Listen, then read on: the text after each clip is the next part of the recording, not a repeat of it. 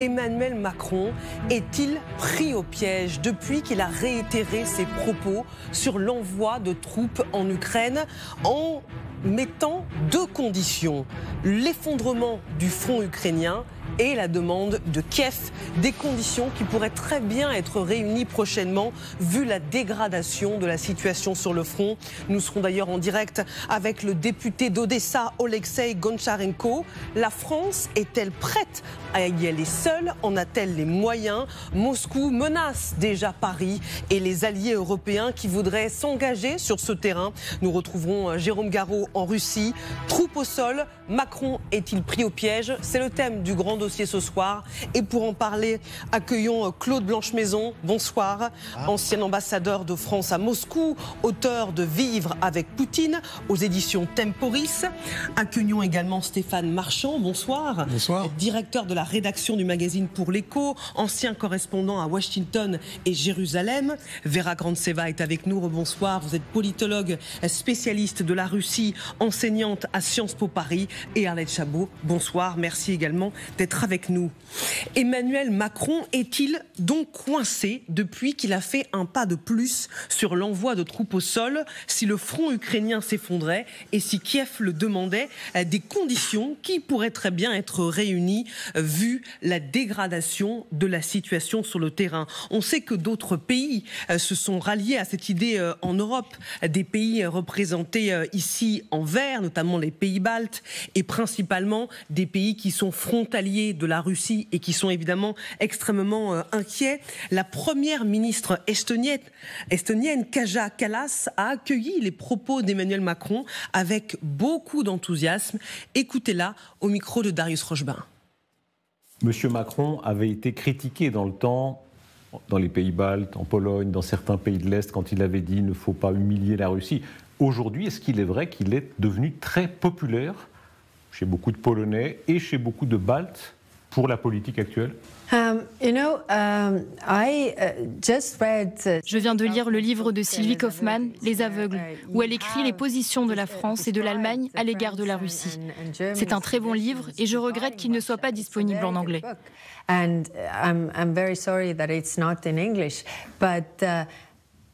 Mais il présente les positions de l'époque et comment elles ont changé aujourd'hui.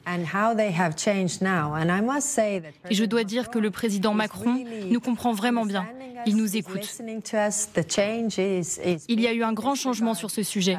Je viens de lire son interview dans The Economist et je me suis dit que c'était exactement ce que j'aurais dit.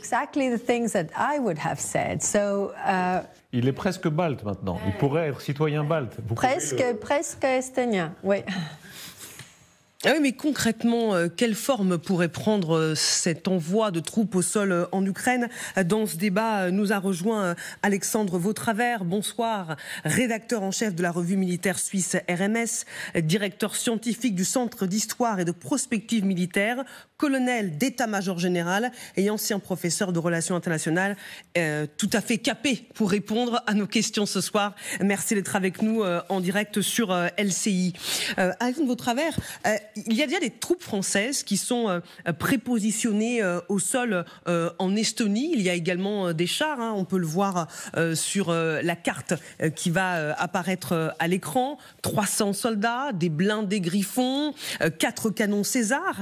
Et puis, il y a aussi un appui aérien qui est déjà là dans la région avec 600 soldats, des Rafales, des Phénix. Comment tout ceci pourrait s'organiser si demain Emmanuel Macron, et il en a le droit, décidait d'envoyer des troupes en Ukraine? Alors pour vous répondre, j'ai une bonne nouvelle et j'ai une mauvaise nouvelle également.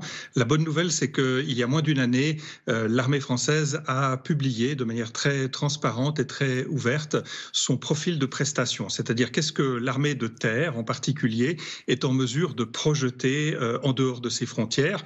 Et ces forces capables d'être projetées, c'est 2 brigades, donc ça fait 2 fois 5 ou 6 000 soldats, des troupes terrestres, Et cette capacité de projection, c'est pendant maximum 3 mois.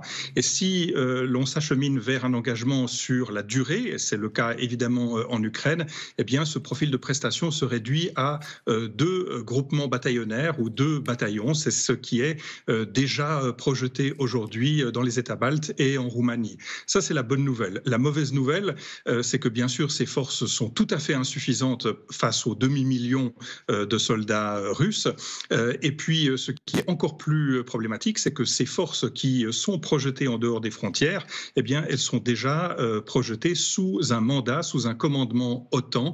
Et donc, la France, si j'ose dire, ne peut pas utiliser ces forces à la fois pour remplir ses engagements du côté de l'OTAN et en même temps faire cavalier seul et les engager de manière indépendante en Ukraine ou ailleurs.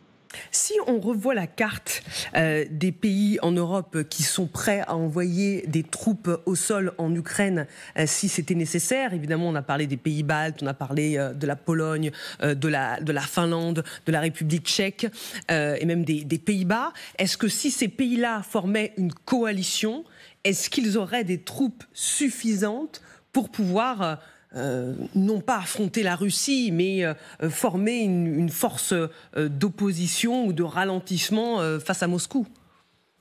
Alors votre question, elle est tout à fait intéressante et elle est très délicate.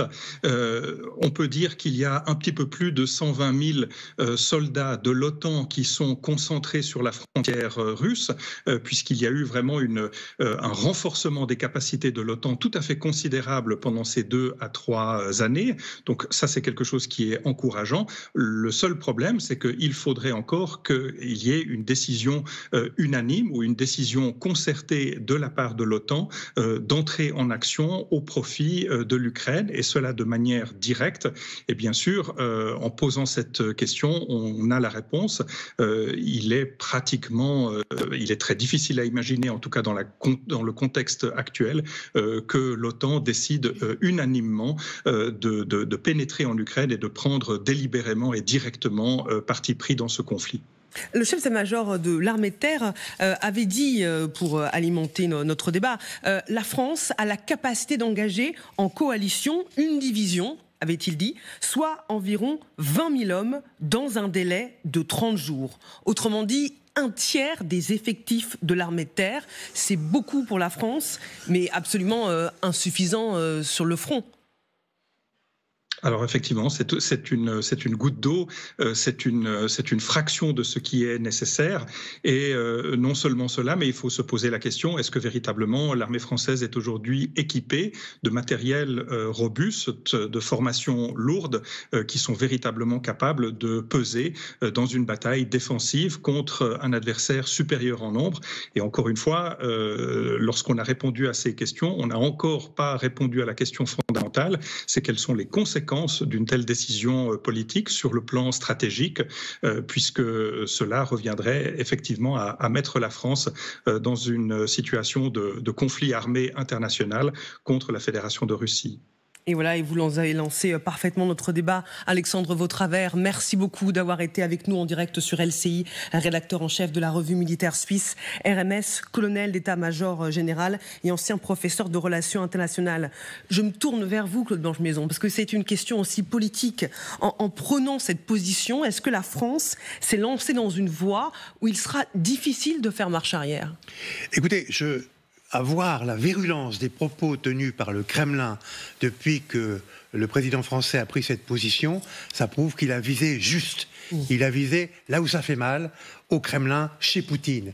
Alors, en même temps, je crois qu'il faut préciser que la France était le seul pays en état de le faire, puissance nucléaire reconnue par le TNP.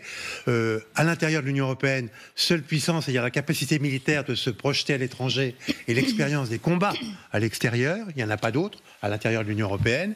Et en effet, Poutine se croyait tranquille avec la perspective d'une négociation, peut-être à la fin de l'année, peut-être l'année prochaine plutôt, avec le président des États-Unis d'Amérique, quel qu'il soit, c'est-à-dire un pays lointain qui a moins d'intérêt que les pays européens. Et puis tout d'un coup, il voit émerger quelqu'un qui, en effet, est le leader de l'Europe sur le plan de la sécurité militaire pour les 2 raisons que j'ai indiquées tout à l'heure, l'arme nucléaire et la capacité démontrée de combat à l'extérieur.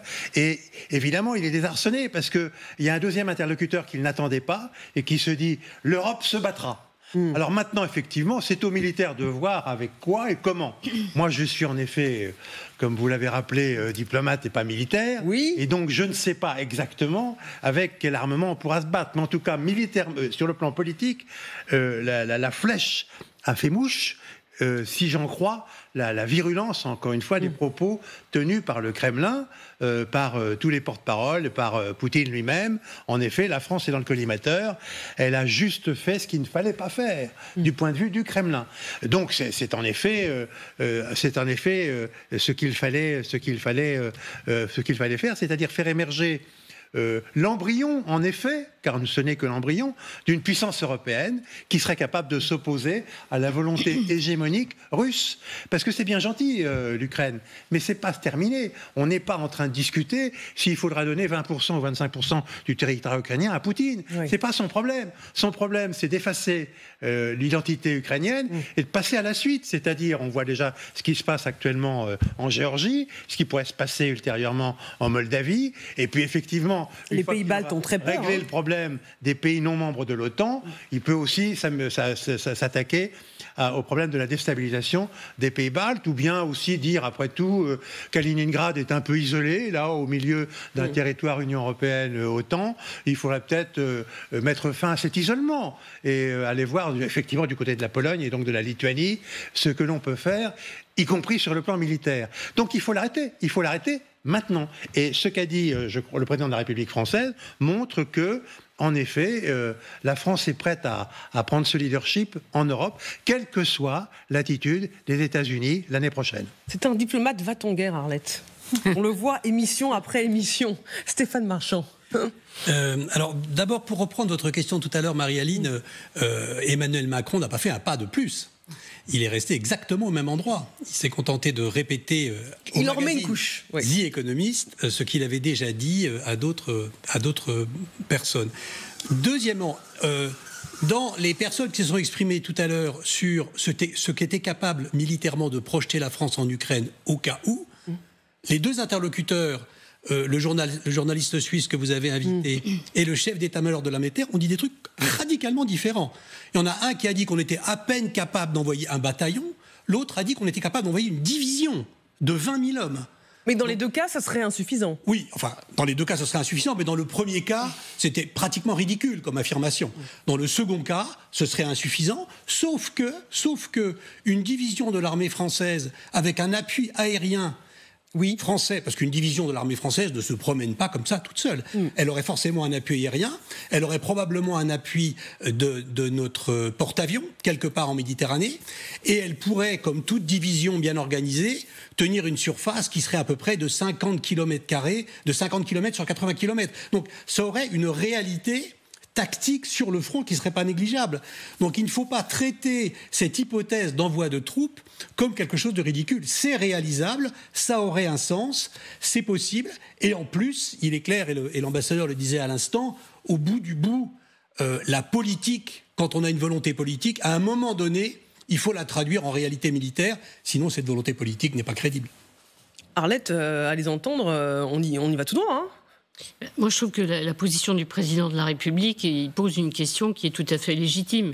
Oui. Et encore une fois, qu'on se pose depuis le début. Si on ne veut pas que la Russie gagne, évidemment, s'il y a une percée, il faudra bien qu'on réagisse pour aider l'Ukraine si elle est en difficulté et éviter, bien entendu, le naufrage. Deuxièmement, la position, elle est effectivement à mettre à côté de la position du président de la République qui veut effectivement, comme le rappelait l'ambassadeur, une défense européenne. Une véritable défense européenne capable effectivement d'être opérationnelle si les Américains notamment nous lâchent. Tout ça est cohérent, c'est inscrit aussi dans la campagne des Européennes, c'est un objectif affiché. Après, il y a aussi la réalité des choses. La France n'ira jamais toute seule. Moi, je ne crois pas une seconde. Si la France intervient, c'est pas seule, ou alors la France va déclarer seule la guerre à la Russie. Je ne le sens pas vraiment. Tout est possible. Il ne faut rien exclure, comme dit le président de la République, mais j'ai du mal à le croire. Ça sera forcément au sein d'une coalition, et ça veut dire que l'OTAN décidera aussi d'entrer en guerre d'une manière ou d'une autre, d'intervenir parce qu'on ne veut pas que l'Ukraine soit balayée par la Russie. Donc ça fait beaucoup d'hypothèses. Après, quand le président dit « oui, si l'Ukraine nous le demande et nous sommes intervenus en Afrique, au Sahel, parce que des États nous le demandaient », il ne faut peut-être pas comparer l'intervention et les interventions au Sahel contre des terroristes à une guerre, effectivement, en Europe face à la Russie. Et puis, je reviens à ces explications qui avaient été données, notamment par le ministre des Armées, après la première intervention du président de la République sur ce thème et le déploiement de troupes au sol.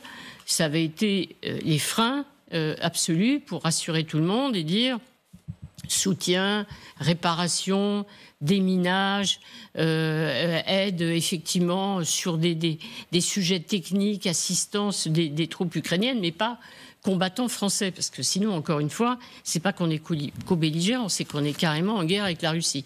Donc tout ça est quand même à prendre avec des précautions. D'ailleurs, je vois que le président, et on a tous remarqué qu'il y avait effectivement des précautions si la situation et si les Ukrainiens nous le demandent, et pour l'instant, ils ne demandent pas.